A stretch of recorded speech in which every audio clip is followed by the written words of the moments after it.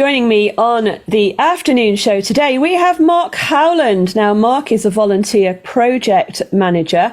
He is the personnel on recovery duty and veterans manager. But I'll tell you what, probably better if I let Marc explain what he does for his job.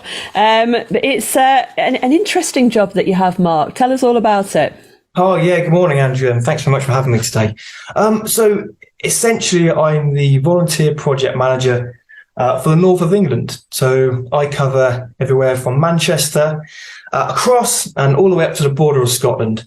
So I take those personnel, so still serving military personnel who are on recovery duty. They may or may not be transitioning out of military service. So I take them, and also predominantly veterans as well. And I support them into supported volunteer placements of their choice, essentially. And the name of your organisation, Marc, what's that? Step Together Volunteering. Right. Or Step Together, rather. Sorry. Step Together. Now, is this an organisation that is attached to the armed forces, or is it something a bit different? And I know obviously you're working with serving personnel and also veterans, but is it, a part of the armed service? No, actually. Step Together is a national charity. So we have programs that work with young people. We have programs that work with ex-offenders. So that's our criminal justice program. And we also have our Armed Forces Community Programme, which is the programme that I work for, and two others sort of situated across the UK also work for. Wow, good. It sounds like a great project. I tell you what, let's listen to a bit of music, shall we? And we'll come back and we'll talk about why it is that serving personnel or veterans come to you. Marc Howland is my guest on the show today. Now, Marc is the volunteer project manager working with serving personnel and veterans. Now, Marc, why do you get veterans coming to use your service? So we get veterans coming to us because our project managers, so our volunteer project managers, essentially cover I'd say nearly the vast majority of the UK. We all have lived experience within the armed services. We've all faced our own challenges and our own personal transitions as well. We have lived experience, and we have ways that could possibly, hopefully, help veterans. We have lived experience in the issues that veterans in the local communities might be facing. There may be veterans who have fallen through the cracks, who aren't getting the support they quite rightly deserve. They may feel isolated. They may not be getting out and meeting people. And of course, the pandemic has, certainly made that situation worse as well. So we seek to get veterans, we seek to get them out of potentially the house, get them off the sofa, and get them into volunteer opportunities, essentially around the things that interest them. Yeah, I think that lived experience aspect is so important, isn't it? Because it's the sort of thing that, somebody like me, no experience of military service whatsoever, wouldn't really have any understanding of at all. Well, it's a really good way of us being able to relate to the veterans in the communities.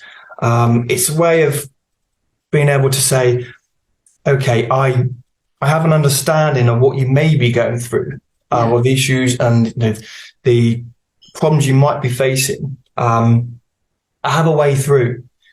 It may not be the way for you, but you're more than welcome to take, aspects or parts of it, and apply that. And maybe there could be a better way for you too. Yeah, exactly. And, I suppose, the transition from being very busy, having a very definite purpose, and also the camaraderie, the living together and the friendships and the close, very, very close relationships that you build up within the armed services. It can be quite a shock, I suppose, when you come out of that. Not even without even touching on all the issues of, post-traumatic stress disorder and some of these much more serious issues that veterans face. Yeah. So the thing I've identified, the thing I can really relate to in speaking to the veteran community, and I think the way I can sum it up is there is a period of almost grief when you leave the armed services. Your whole life is pretty much structured and laid out, and you have a routine. Yeah. And as you say, the camaraderie.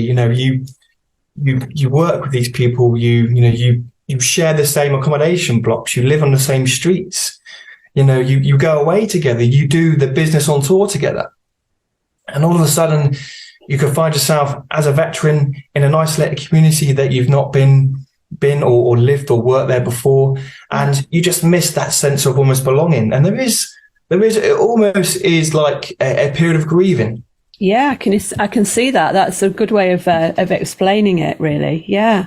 And then, of course, tragically, some of our veterans have much more serious issues, don't they, as a result of their service?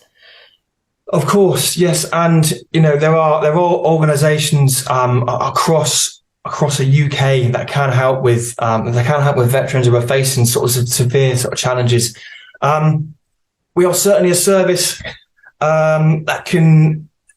No, we're not a predominantly sort of first step service to help with those issues, but we can certainly, if we find ourselves working with veterans who are facing those issues, we can certainly signpost, and we would do our absolute very best to help and assist along the way. Great. And it's not just volunteering placements. We sort of help our veterans and service men and women with.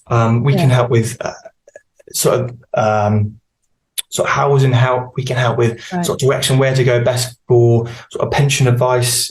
Just those. Let's have a little break, and we'll pick that point up again in a minute, shall we? Play a bit of music for you. Marc Howland is our guest on the show today, and we're talking about helping veterans of the armed service, also serving personnel as well, and people on recovery duty. What sort of things does your organisation do to help, Mark? You did just touch on it there, but go into a little bit more detail for us, please. What are the sort of things that really help? So the thing that we found really helps, and is a real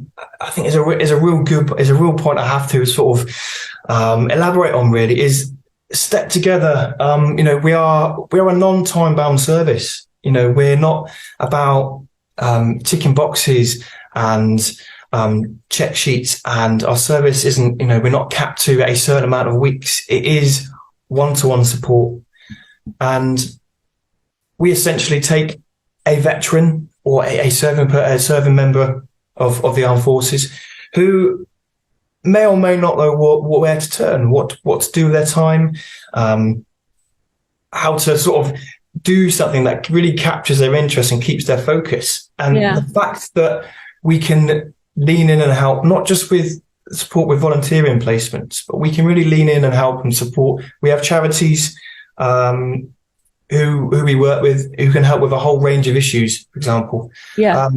Housing, for example.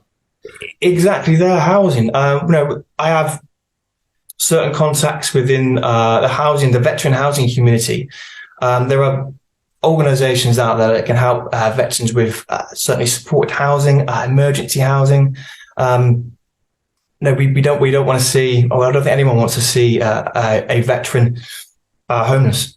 No, absolutely not. And I would imagine that being in the armed forces, you have an incredible skill set, but it might be difficult to understand what that skill set is and really understand how employable you are as a veteran.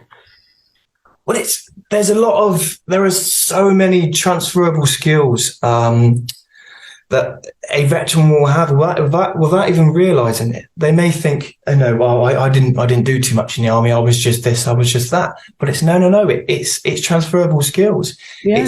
the skills that, the work ethic for one. Yeah, I was going to say, that sort of discipline and the work ethic and, getting into the routine. I mean, that's a huge skill that I'm sure employers listening to this will empathise with. Having a reliable employee is really very valuable.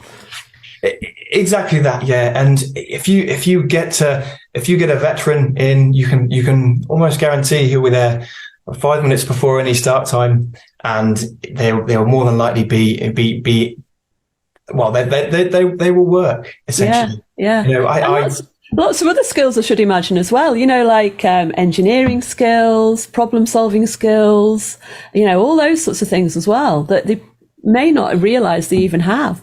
Absolutely. And just the adaptability to maybe think outside the box a little bit. That's something that the armed forces does really well, is your ability to adapt. And, we got the phrase, improvise, adapt and overcome. Yeah. And it's, if you're faced with a challenge or a problem and you don't know how to get it done, you will either find a way or you will make one. And that's kind of what I like about veterans, and seeing them in volunteer placements and also seeing them further into employment as well, is I don't think they realise just how many transferable skills they actually have. Yeah. Well, it sounds like great work that you're doing. Is there any way that people can get in touch with you? Yes. If you Google Step Together and look for Step Together Volunteering, on that website, you will see a self-referral form. And it's as simple as filling in that form. And for the area of Cumbria, any veterans that fill in that referral form, any referrals will come straight to me. And then essentially we get the ball rolling and get them into, first of all, we establish sort of communications, and we just have a chat. Yeah. And I find out your hobbies and interests, and I'll do my absolute best to get you into something that you really, a volunteering placement that you really enjoy doing. Sounds great. Thank you so much for coming on the show today. It's been really interesting talking to you, and carry on with the good work. Thank you very much, Andrea. Thanks for having me.